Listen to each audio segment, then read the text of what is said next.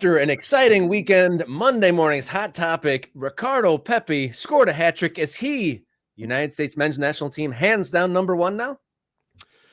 Ricardo Pepi scoring 3 goals in a rout for PSV Eindhoven. Is he the number one for the U.S. men's national team? Yes, because what you want is somebody who scores goals. He did it twice in the international window. He's got this going for him, which is nice. I know Groningen didn't put up much of a fight. And Eindhoven, the PSV Eindhoven is the defending champions in that league and clearly the best team right now, the best run team. Shout out to Ernie Stewart. If we're going to salute Americans, let's salute Ernie Stewart. Clearly the best run team in that league. I've been high on Pepi for a long time. And I think he has consistently found himself in difficult situations. Some of that is of his own making, right? Did he need to leave Dallas when he did? Did he need to leave Dallas for Augsburg?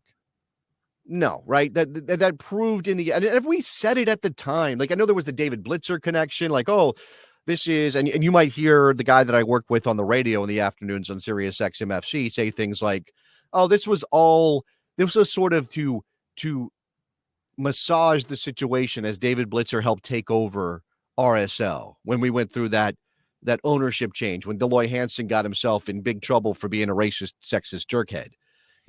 When that all happened, Ricardo Pepi going to a club partly controlled by David Blitzer was sort of this weird quid pro quo, money changing hands, give me a discount on the team and I'll buy this player for this other place kind of thing. That's what my partner on the radio says. Whether or not that's true, it was a bad decision to land at Augsburg, who was in a relegation battle in the Bundesliga, wasn't going to turn their attention to a 19-year-old and say, yeah, score goals for us. They weren't going to give him that, not in that league. He was probably better suited to go to Belgium or the Eredivisie in the first place and try to get his feet wet. Now, he's been stuck behind Luuk de Jong. And even recently, right, within the last 2 weeks, there's been this, well, since the break, right, what do we have, Rob? We had statements from Fabrizio Romano, tweets from Fabrizio Romano about one to watch, Ricardo Pepi, January transfer window. That is, again, that feels to me like the team around Pepi, his agent and the people responsible for finding him another place to play or getting him more minutes, more opportunity, are trying to create a market for him with a Fabrizio Romano tweet. What the actual market for Ricardo Pepi is really hard to know. And he's been frustrated, and he says he wants to play. He did it when he was with the national team. After starting those games under Mauricio Pochettino, he said to the media, I'm ready to start. I'm a 21-year-old player. And then his manager says, yeah, I understand he's frustrated, but he's behind Luuk de Jong. Now, he's Dutch, so he didn't say it with this amount of emotion as I'm giving you. But he said, like, matter of fact, like, I understand why Ricardo Pepi is frustrated. But the fact of the matter is that Ricardo Pepi is behind Luuk de Jong. And what is Peter Bosz going to do? He's going to bench a club legend, the captain of the team, a guy who keeps scoring goals. If Luuk de Jong wasn't scoring goals, we could all complain and yell at Peter Bosz. What are you doing? Give Ricardo Pepi a chance. But that's not the situation. So it's a January move if he wants to play more this year, or he waits until the summer. There could be a market for him. You also have to wonder whether PSV Eindhoven has any real interest in selling him right now, because he is only 21. He does score goals when he plays. To have a backup like that is a golden ticket. Like, why wouldn't you want to keep that if you are Eindhoven, unless there is a big, big offer that comes in for Ricardo Pepi?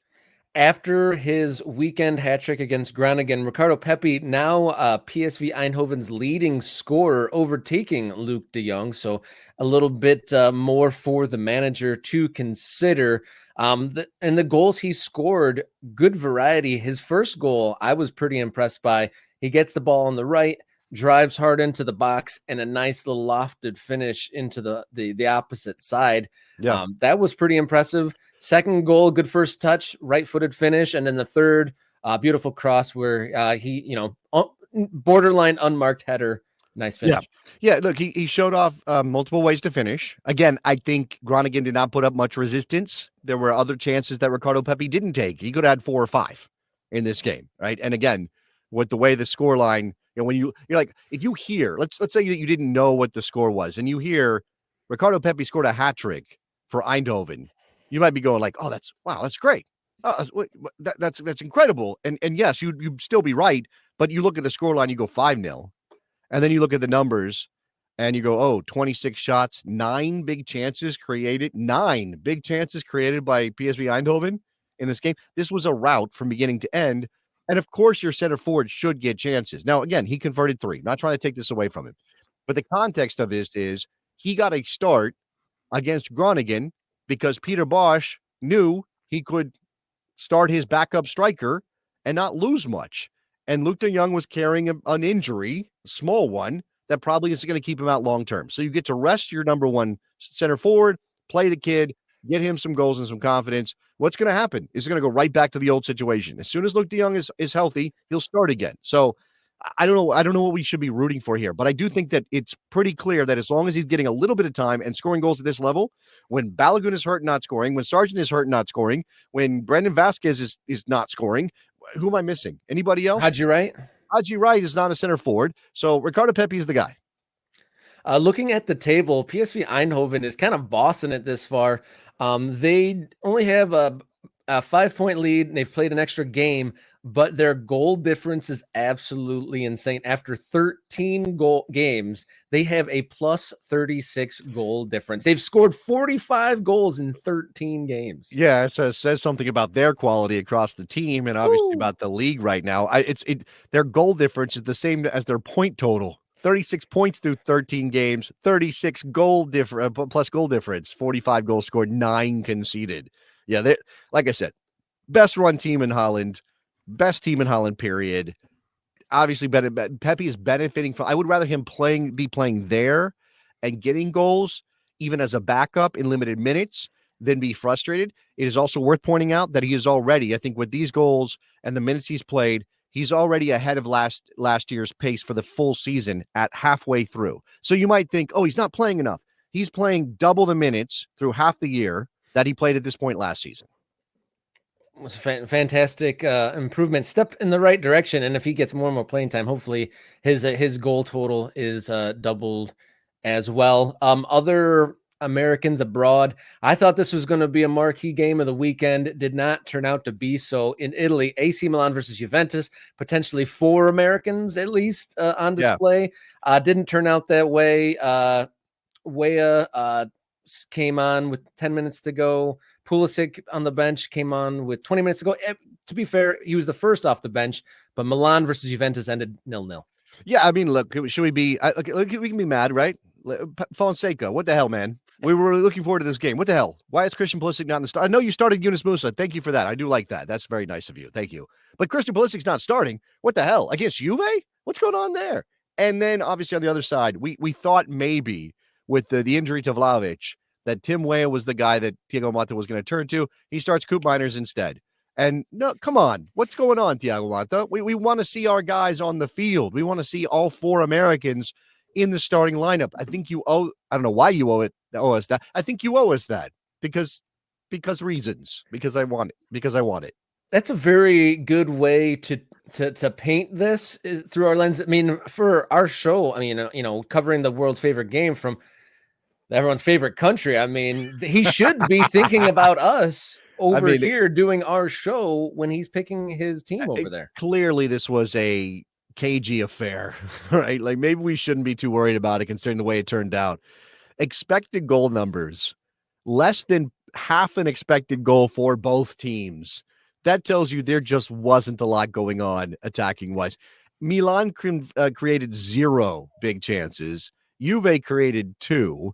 It was 13 total shots between the 2 of them. I mean, it was obviously just, and I thought we were going to get goals. I think on Friday, Rob, I said, hey, look, I'm looking forward to goals in this massive game between Milan and Juve, and we got nothing. Absolutely a big stinking lot of nothing.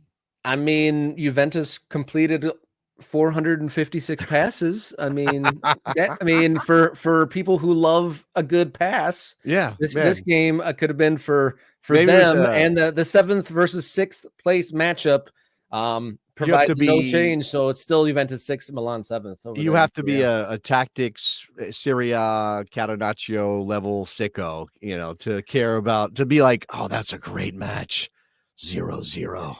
Milan and Juve. That's what I'm looking for. Ew. No, that's terrible. I mean, again, disappointing from an American perspective.